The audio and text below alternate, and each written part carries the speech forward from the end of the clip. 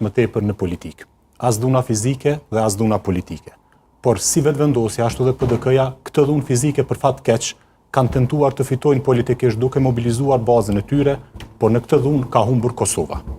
Ka humbur Kosova në sytë e armiqve tanë të cilët e shohin një shoqëri të përqarë, të ndarë, që është në gjendje të prodhoj dhunë për qëllim të pushtetit.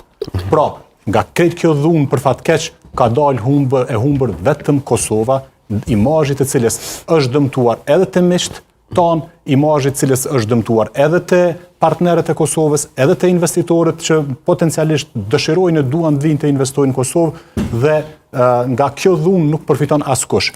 Përveç se dy subjektet politike të cilat e kanë shndruar këtë betejë në një betejë për të mobilizuar bazën e tyre militateske, qoftë me deklaratat e kryeministrit, qoftë edhe me deklaratat e zotri Hamzës, të cilët asnjëri nuk e dënuan dhunën per se, por secili përdori qëndrime politike partijake për të arsyetuar Kryeministri dënoi dhunën, edhe Kryeministri dënoi dhunën në mbledhjen e kabinetit qeveritar që ishte, edhe zoti Hamza doli me deklarim si kryeminist, edhe unë kam dënuar dhunën.